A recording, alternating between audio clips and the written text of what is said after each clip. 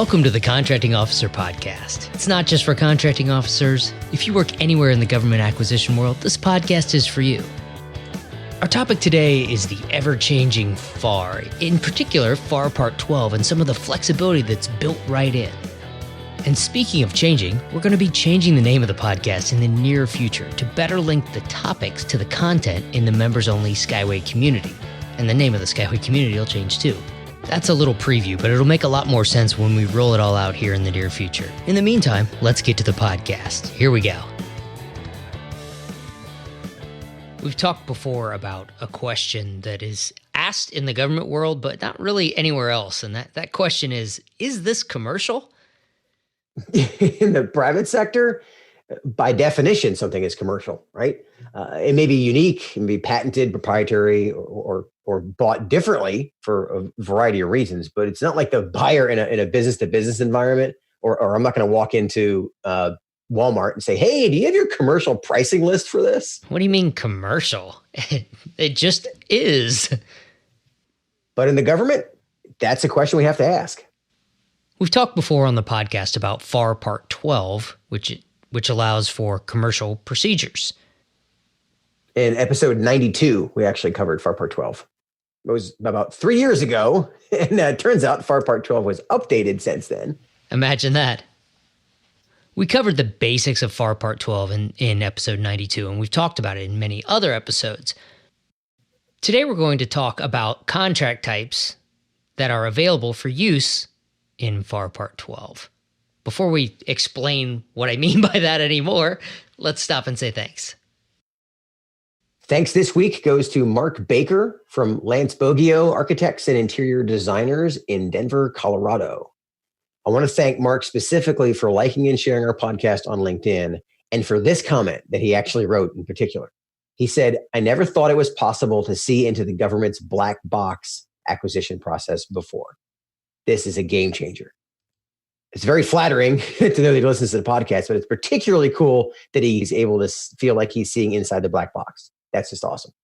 People like Mark recommending our podcast on LinkedIn and other places is why our ability to share this information, which we're giving away for free, is growing every week. Thanks, Mark.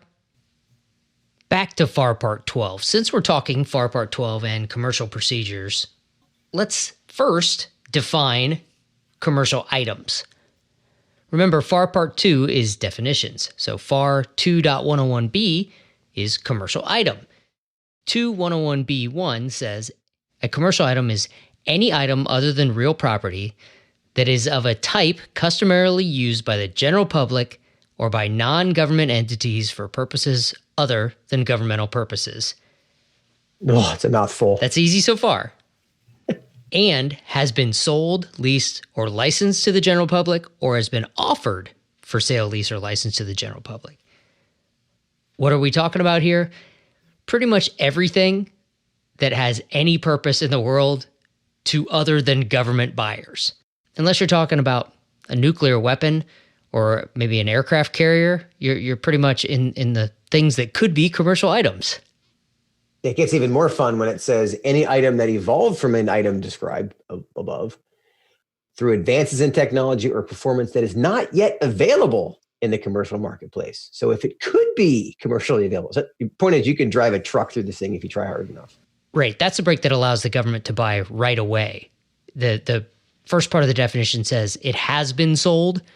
This is, hey, something new came out. We haven't sold it yet, but it's the new and improved version of something we did sell. That allows the government to be the first ones to buy new commercial technology.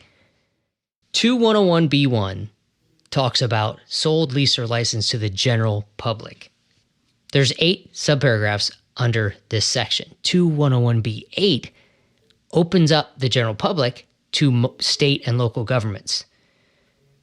If you have a non-developmental item that has been sold in substantial quantities on a competitive basis to multiple state and local governments, that now counts as commercial. Because there are things that general consumers wouldn't use, but state and local governments would use, that the federal government could also use, that are that should be much easier to acquire using commercial procedures. And that subparagraph 8 is a whole separate podcast. There are a lot of examples we can apply there, but let's keep moving. All right, keep moving. Got it. We are deep into FAR talk, and we're going to have to keep reading some FAR here. FAR Part 12, 207 is contract type under commercial procedures. 12207A says agencies shall use firm fixed price contracts or fixed price contracts with economic price adjustments for the acquisitions of commercial items. This used to be the only contract types available. When FAR Part 12 was first published, it's commercial. You can use a fixed price contract or a fixed price economic price adjustment contract. That's it. That's not the way the commercial world really works. So they've expanded a bit since it first came out. And the last word of 12207A is unless. ... They should put a ... after that. Unless the government adds pieces to FAR Part 12, which is what happened here. Now you can use T&M as part of a commercial contract. FAR Part 12 allows time and materials contracts. Who knew? That's a little bit of trivia there. I think a lot of the world is still in the mindset that, I can't use FAR Part 12 because FFP contract doesn't work for me here. 12207B1 says a time and materials contract or labor hour contract may be used for the acquisition of commercial services when the service is acquired under a contract using competition. There's a couple subparagraphs, but they all say competition. So if you're competing your services contract and you're buying services that can be classified as commercial, you can use a time and materials contract. There are some caveats to this. For example, in B1II, I think is what it is, the contracting officer has to execute a determination and finding for this particular contract that explains why T&M applies and no other contract type authority is suitable. They also have to have a ceiling. You have to set a ceiling price of, okay, this is T&M, but there's a ceiling to this. And if you go beyond that ceiling, or if you're planning to go beyond that ceiling, the contracting officer has to get approval to increase the ceiling. And the details on that are in 12.207B(id). So it's not just a T&M free-for-all.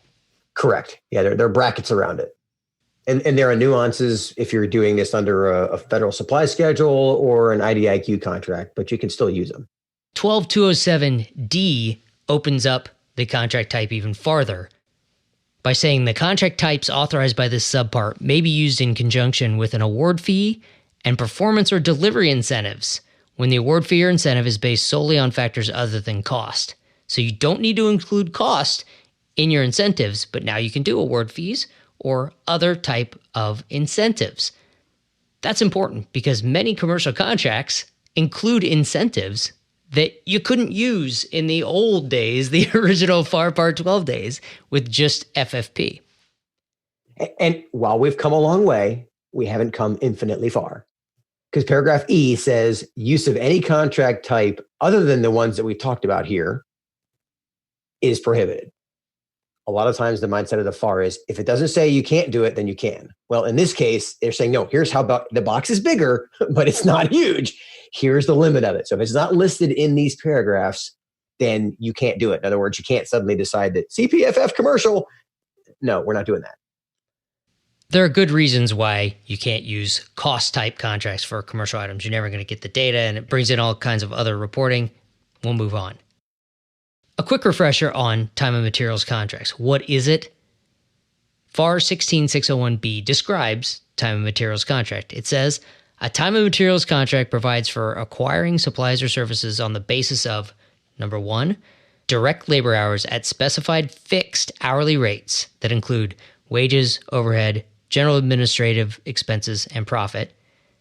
And number two, actual costs for materials.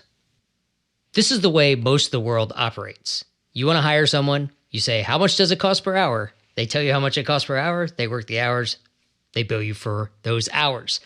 If they need to buy material, they bill you for the materials directly at the cost for the materials. They don't lump it into the hours, they don't charge you more. You would use a time and materials contract when it's not possible to really know how much work this is going to be. You can't accurately estimate the extent or the duration of the work is the language the FAR uses.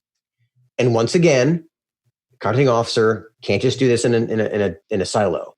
They must prepare a determination and finding, even to use this contract type, because basically what it says is we're not really sure how long it's going to take, but we're just going to go with a flat hourly rate until it gets done or we run out of money. Time and materials contract type adds a little risk, so you have to justify it with a determination and finding to say why you're adding risk. Why can't it just be fixed price?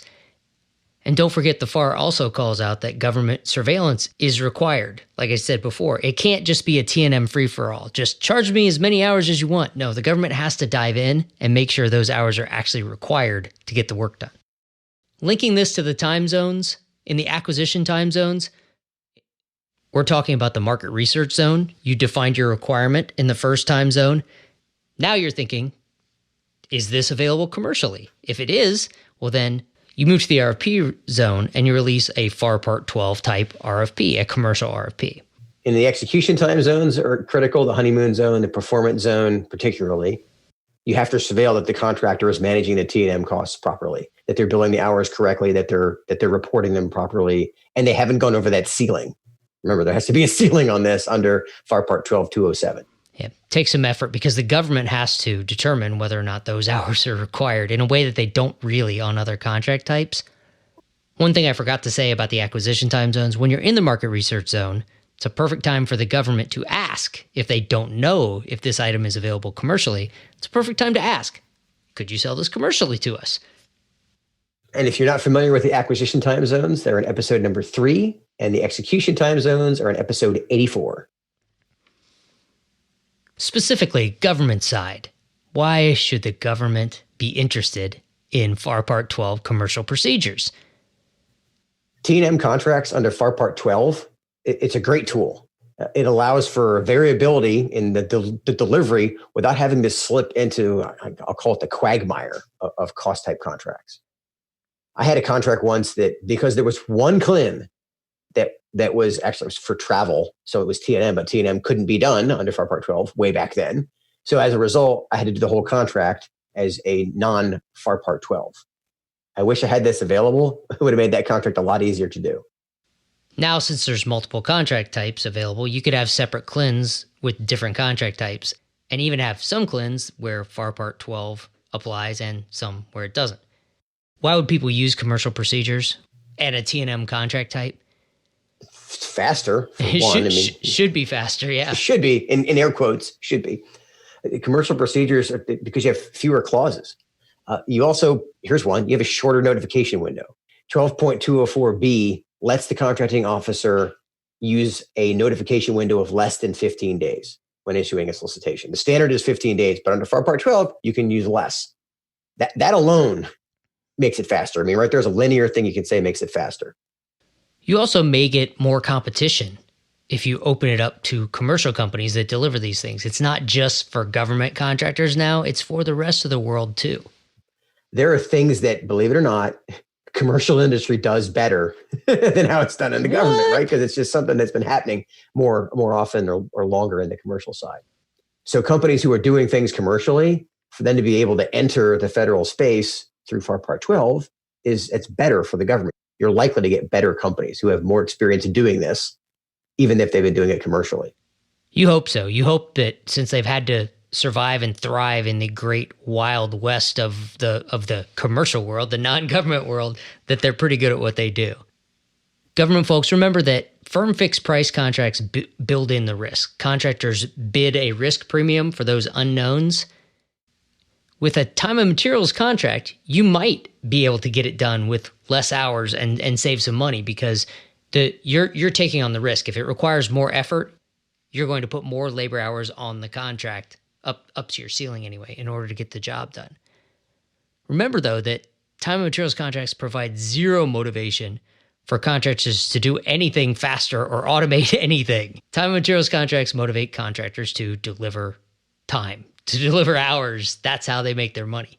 Being more efficient doesn't really help them. Hence the thinking job, because we have to balance those two risks. On the industry side, why does industry care? I'm going to quote Elliot Branch. He spoke at a conference. He's a former Deputy Assistant Secretary of the Navy. And he spoke at a conference I went to, and he said, there are commercial companies that would rather do business with China than the U.S. government due to the regulations and procurement practices that they have to endure to sell us commercial things. That's a frightening thing to wrap your head around. And if FAR Part 12 is a way to get those companies, put aside the politics of it, make it easier for them to sell great things to us. Commercial contracts are supposed to be easier under FAR Part 12. Fewer clauses, less bureaucracy. But there are some companies that like bureaucracy, and those are the companies that have been built to deal with it. Large government contractors, and maybe even small ones, don't really care about FAR Part 12 unless they sell commercial products. I'm sure that big government software and service companies don't want to have to compete with commercial software and service providing companies. They want to lock the government into government-only services. Yeah, for them, someone's job is tied to the non-commercial parts of this product or service. Yeah, someone's or many someone's jobs. Yes, entire divisions. Lots of profit may be locked into government business. Just because we have an easier method with fewer clauses and less bureaucracy doesn't mean that it's always going to work, because there's a part of the system that likes it that way. That's a rabbit trail that I could give lots of examples of. Who likes less bureaucracy? Not me. That's a show of hands. Who wants more bureaucracy? And of course, if they're telling the truth, some hands would go up. Okay. See, rabbit hole. Let's wrap this one up. FAR 12-207B2. It's one of those little nuggets in the FAR. It's a golden nugget because it can drive acquisitions to be more effective, faster, and open them up to commercial providers in ways that might not have been possible before. On the government side, use it. It's relatively new, but use it. Or at least post an RFI asking industry why you shouldn't use it. See who's out there that say, if I awarded this as a commercial contract, would you bid? Let them write the documentation as to why it's a commercial item, and then you can copy and paste that information and put it in your DNF. Don't guess, ask. Use the communication resources that we have. Close that communication gap and figure out the things that we may have bought non-commercially forever is something that's being sold commercially now, that because of this T&M factor, we can insert into any contract we have. On the industry side, the government team, especially the contracting officer, they may not even realize how commercial, in quotes, your services are. They think they're non-commercial because they've been buying as a government person forever. But your product or service may be closer to a commercial definition than we thought. So again, close the communication gap. When they ask, can I award this under a FAR 12.207 T&M under a commercial contract? Have your answer ready. Be already thinking about that. Last thing I'll lay down here, not to talk about today, just a thought. If you are a traditional government contractor, you have to prepare in advance to be able to document commerciality. Remember, at the beginning, the FAR says sold to the general public. If you haven't sold it to the general public, the government may have trouble calling it a commercial item. So you have to have some proof, some documentation there. We'll talk about that in another episode, but just wanted to throw it out there. All right, that's it for today. Talk to you later, Kevin. I'll see you, Paul. Okay, that's it for this episode. Thanks for joining us. And thanks to all of you who have joined us in the Contracting Officer Podcast Network group on LinkedIn. We'll see you next week.